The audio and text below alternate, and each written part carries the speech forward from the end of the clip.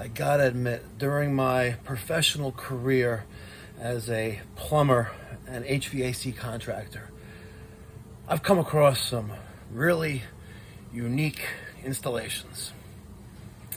This is gonna be one of the top 5. Danger: do not store flammable materials.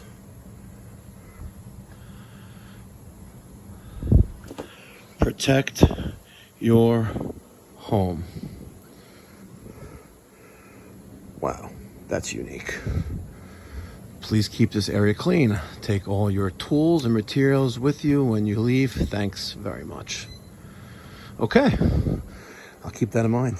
All right, customer's complaint. Second floor right side, or second floor front, which is marked zone 2 second floor here, is not working. So I do have a power light on. I have zone 1 on and zone 2, 3, 4, 5, and 6 of this SR506 6 zone switching relay. Here's a box number 2. This is a 4 zone, so we have a total of 10 zones here. The switching relays are not inside the boiler room. The boiler room is on the opposite side of this wall. So behind this steel plated door are the boilers. We have a left, we have a right. We have an X-Trol number 30 installed in the proper orientation. Mind you, not an ideal location, but at least installed in the proper orientation. And then we have this one that is just resting on top of boiler number 2, which is the right boiler. When this was installed, it looks like they have these zone valves that are just resting here. Why are they here, not wired in? That's a great question. But we got these 2 boilers. This one is all right, let's see what size these boilers are. Now, we've been to this customer multiple times, but never had to work on the boilers before. This is a P205, 130,000 BTU gross input from 11/2006. The one on the right is also a P206, same year, same month. So we have a total input of 260,000 BTUs. And I don't know how they're wired together. Normally when you have 2 boilers like this, you'll have some kind of like Techmar control or boiler control for staging. But I don't see any of that, and I just see a horrible, not horrible, but I've seen better. And I've seen much worse, obviously. The relief valve here, I'm going to say this looks a little sus. It's a Wilkins Zern. We have a 510,000 BTU, 30 PSI. Okay, that's what I was looking for. Making sure that our relief valves are proper. This one's also 30 PSI. Get into a habit of checking your safety and pressure valves when you work on equipment, because I've seen many times, I've seen temperature and pressure relief valves on steam boilers. Yep, kid you not. That's also a menagerie, and what that thing is right there, I got no idea, but we've got some radiant here, kitchen and hallway. All right, but let's focus our attention on the second floor. Right here. It's hot. It is definitely hot. Let's get our thermal camera and check the sources of heat output, like the sunrads that are up there that I saw, and the baseboard, because this is hot. Like really can't maintain my hand on it. What concerns me about this boiler room, though, however, is we have a 75-gallon, no, we have a 100-gallon water heater here. that uses 85,000 BTUs. Right? Looks like it's doing something there. Bradford White. It's a big boy. That's probably going to be some fresh air. This is going to be some fresh air as well. But we have 130, 260, and then 85,000. 260 plus 85,000. It's a lot of BTUs burning. And I don't really see enough combustion air for this. I really don't. All right, let me get my thermal camera. Let's check the heat output sources. All right, there's our thermostat. When I got here, it was actually set to snowflake, which is cooling. But now it's on heat. So I got my thermal camera. At least that's off.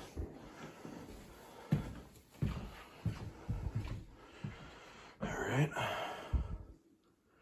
So this is nice and toasty.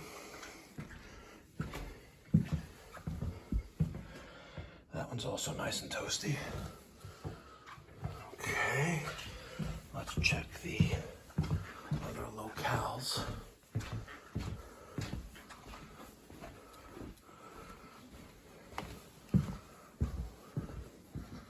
And we got some baseboard in there. That's also nice and toasty. So maybe, just maybe, the thermostat they thought was set to heat was actually on AC. You never know. Huh? What does that mean? La puerta gatos peligrosos. Are you scaring away the cats?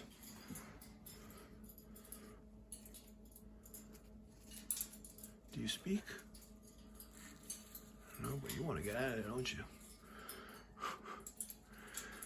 Yeah, well, don't you wish you can fly? And last but not least is this one as well. So this Sunrad showing 151 degrees of temperature. Let's see if there's anything in this bathroom. No, probably radiant though.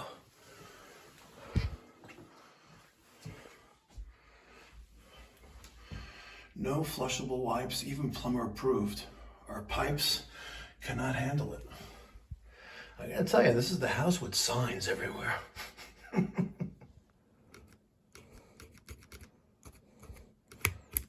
Honeywell.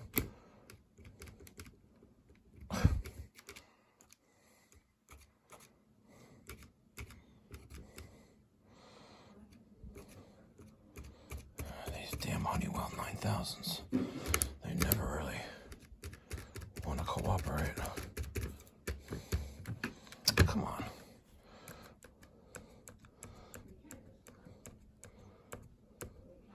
Okay, 70. All right. They're so finicky. I love them, but they're so finicky. We're going to check out these boilers, but I just got a text from my wife. She goes, how does this look for dinner?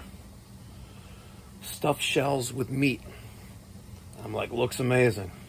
Looking forward. Thank you very much, dear. So, I guess we know what Mikey Pipes is having for dinner tonight. Speaking of dinner, yo, what is up with this basement? It looks like you can open up a takeout restaurant here. God. Oh my God, literally the tinfoil tins literally are bursting at the seams here. This is crazy. This is crazy. All right, back to the objective on hand. Left boiler is running, right boiler is off. Let me take my thermal camera and check out second floor zone, which is running, and looks like this one is also running. This is first floor, and that corresponds to our zone valve, our switching relay on the opposite wall. So that zone is on, that zone is on, and all the other ones are off. Master bath, master bedroom, first floor. I don't know what that says. Basement, second floor, and I don't know what those other ones are, but this black one is zone 1, third floor. And the one over there is disconnected. Not disconnected, but it's not going anywhere. But what's scary is, let's take a look at this 1.5-inch copper piping coming from over there, going up, and there's nothing supporting all of these zones with the exception of this piece of copper wire that's holding up that zone to that gas pipe.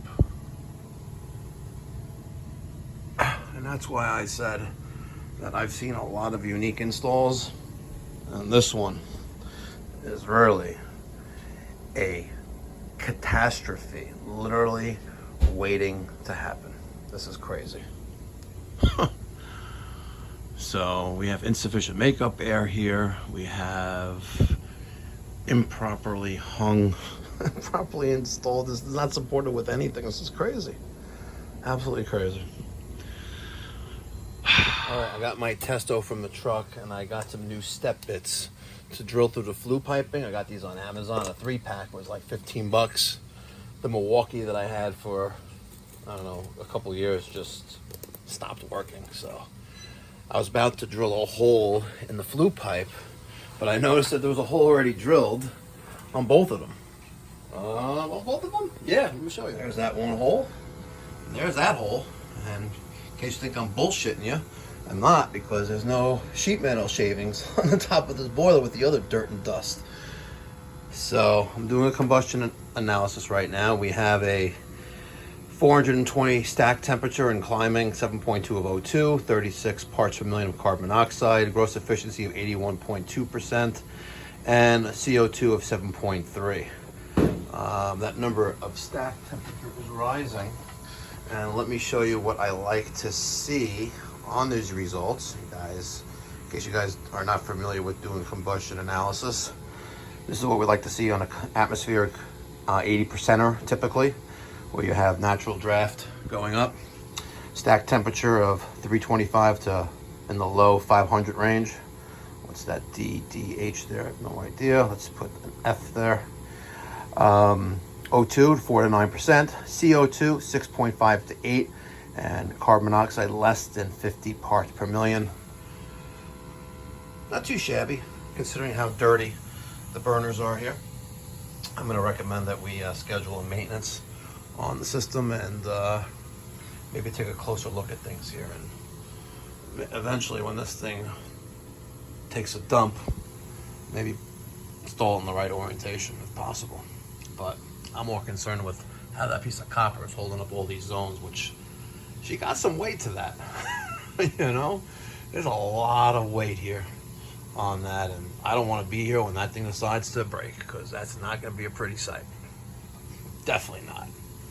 And with the amount of stuff that's in this basement, we're going to have a considerable personal effect loss here when this thing breaks. Crazy. All right, so I finished up my combustion analysis, putting a printout in the little U-line shipping baggie. This is the 4x6 model. You can get like a box of like 1,000 for like $100. Well worth the investment. I leave the top open so future results can be inserted into the same shipping baggie. It's all good. I'm so concerned about this arrangement that I put a valve identification tag for the boiler water supply. That's a valve. That's also a valve there. And then the gas for the boiler there and there. And I took the liberty and put a sticker over that boiler emergency switch, which is located outside of the boiler room. And then threw on one of our QR code stickers right there. You can get these from AA Designs. Link in the description box down below. You can get like I don't know, I think 500 of these things for like 200 bucks. They'll give you the QR code, they'll take your design and make a nice cool sticker right there that has a nice little matte finish. I really, really like it. Zone 2 is back on. Let's make sure that we have good heat there, and we'll finish up with this service call and possibly with an explanation as to why we're here. Thermostat was on air conditioning, not heat. And there are some plumbing and heating contractors out there that would come in here and maybe not even charge them for turning on the thermostat and verifying there's no heat. Some will charge for their time, you know, being in and out in 15 minutes, not really showing value there. But when you call Pipe Doctor Home Services at 516-348-6300, we're going to do a very thorough job. I verified it multiple times by turning the thermostat on and off multiple times, doing combustion analysis on the boiler that we're working on, and verifying that the system is working safely and properly. Thanks for watching, guys. I'll catch you in the next one. Be well, God bless, stay safe.